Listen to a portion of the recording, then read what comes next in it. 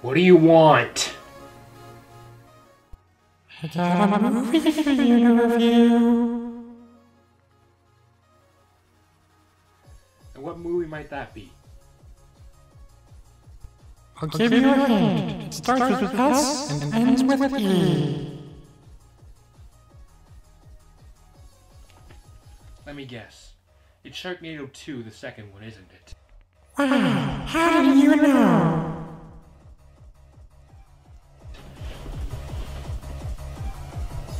Look, dude, I've told you, I can't review that movie. Why? Because that movie did something to me, and I'm saving that for a special day. Or maybe it wasn't that good and you don't want to admit it. Oh, screw you, what do you know? Maybe there's something good on TV. Here's a remote.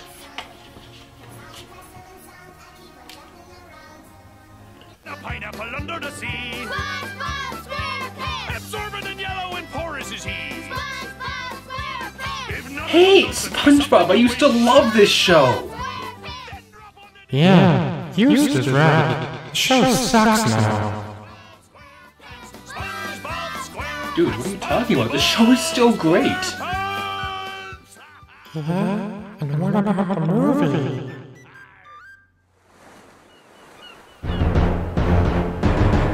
What movie? Yeah, let's change the subject. You know you have some unfinished business with Raptor. Fine, I'll review the movie. The second movie. That's not what I was talking about. Hey, where are you going? Get back here, you mother...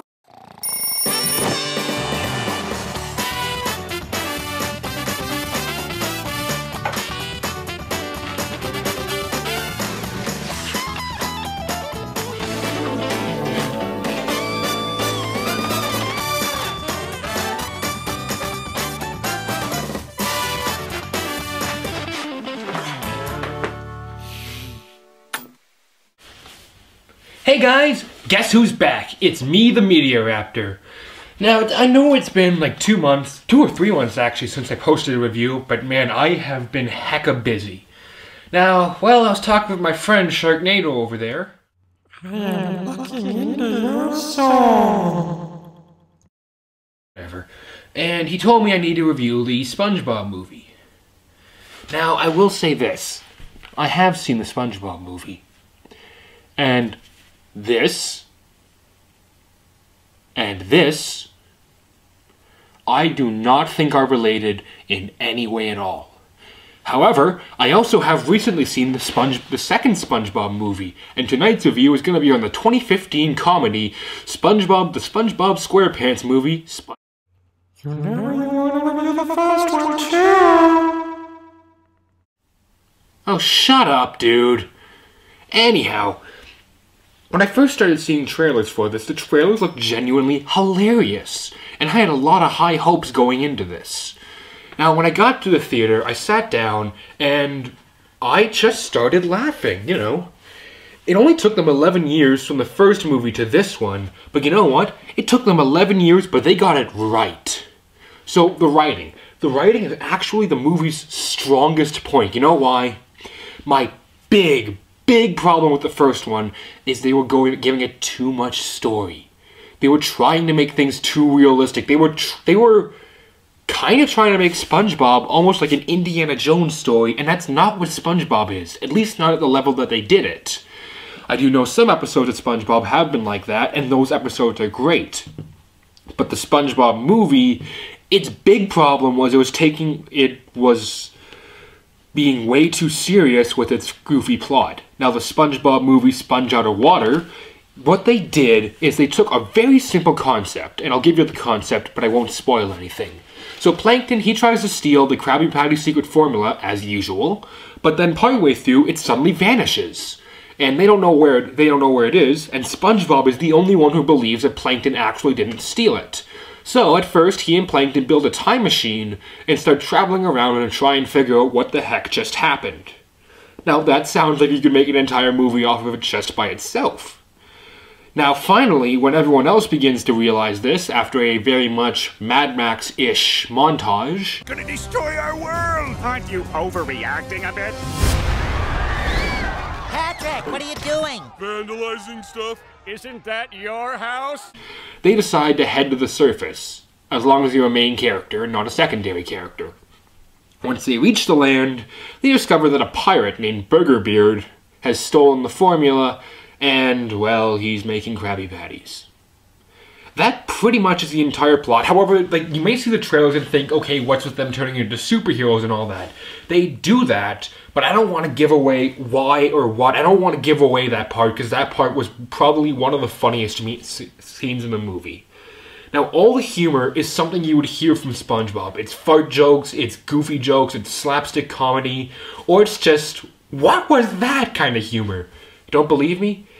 They have a talking space dolphin that can shoot lasers out of its blowhole and has been watching the universe for over 10,000 years without ever going to the bathroom. I'm not lying. That was a scene in the movie and it was hysterical. And you guys honestly want to know how goofy this movie ends? Not only does it end with them singing the original SpongeBob SquarePants theme song, which was another thing I'm glad they did, because the first movie surprisingly didn't have that, but it also ended in a rap battle between the Seagulls and Burgerbeard versus the Space Dolphin. I kid you not, this movie ends with a rap battle, and it was absolutely hysterical. The entire audience, kids and adults in the theater, were cracking up. It was a full theater, and everyone was just roaring with laughter. You guys, this thing so far, in just its opening weekend, has made 5 times as much as the original SpongeBob movie. It's easy to see why. This thing had humor, this thing had the right characters, this thing had great animation. I'll cover all that in a minute, but this was SpongeBob. This is what I've been waiting for my entire life. The only other thing close to this I'd seen is the SpongeBob SquarePants 4D ride at Canada's Wonderland, and sadly I don't believe it's there anymore. And that was one of my favorite rides at Canada's Wonderland. That's beside my point, though. All the characters... Well, really, it's kind of hard to talk about characters. If you know the show, then you know the characters. They don't change anything, which is great.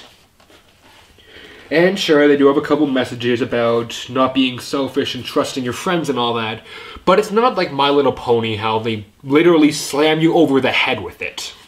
And before anyone says anything, attention all bronies, I have seen the first 2 episodes of the season 4 finale. Why do you guys like this? I can understand why little girls like it. I'm not trying to say there's anything wrong with you. It's just, I personally don't see how anyone over the age of 6 could enjoy it. But I'm not here to talk about My Little Pony, I'm here to talk about SpongeBob.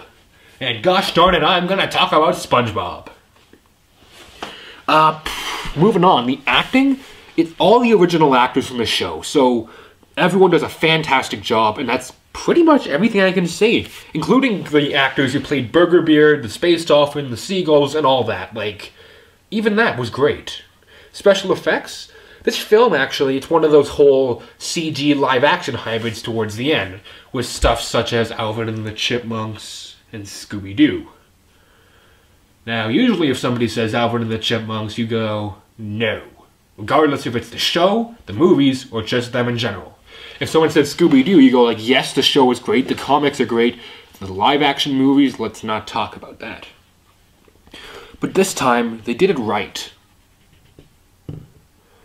The characters look great in live action and CG. And all the CG they added just for the other things, such as like the huge like boat car chase scene and like all their superpowers, it looks great. And I really didn't find anything to complain about during the entire course of the film. I mean, sure, the film is kind of stupid, but it's for little kids. It's for kids. Well, it's for young kids and people who are young at heart. It's SpongeBob. What do you expect? Something funny, like the first 2 seasons. Shut up, dude! Anyhow, that's not my point. My point is, this film was great. The soundtrack, it has this ridiculously catchy song by a group called N.E.R.D, called Squeeze Me, which they use when they're time traveling. And I'm gonna be honest, I'm pretty sure the animators were on drugs when they were making the time travel scenes. Like, it honestly looks like they were on a massive trip. Like, the whole scene looks like one giant trip. But it was pretty awesome anyways. And the song is ridiculously catchy. Like, even now, I can't stop listening to it. Yeah. Here we go now. Yeah. Here we go now. Play with us. And they used all, like, the music cues and sounds from the original Spongebob show, so they got all that right, too. Overall, this film was amazing. Now, I know YTV, they have made a couple other movies, and I've seen most of them. Like the Fairly Odd Parents movies. And the Jimmy Neutron movie. And what else was that other one? And the first SpongeBob movie. Dear God, I don't want to talk about that right now. That may be true, dude. But that's not today. Anyhow, before I get clinically depressed thinking about these movies, time for the recommendations. Can I recommend the SpongeBob movie, Sponge Out of Water? Yes. You guys, on just a fun, goofy, funny movie scale, this film earns 4 Raptor claws. In terms of how good the film is, I'd give it 3 Raptor claws. And that's like from an honest critic's perspective. It isn't for everyone. Some people will kind of hate the lack of plot. But overall, it's a really good film. I was genuinely surprised by just how good this film was. And frankly, I will buy it when it comes out. I would be happy to have it. It's a film I would happily watch more than once. And you know what? If you have kids, take your kids to see it. You'll love it. They'll love it. And it feels great to be back, you guys. And oh my gosh, you guys, we're almost at 3 years since I started. It's hard to believe. But I'll talk about that later.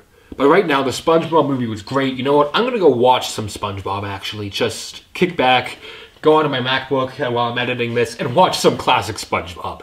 So, until next time, this is the Meteor Raptor saying, keep cool, and I will see you Dino Dudes around. Later!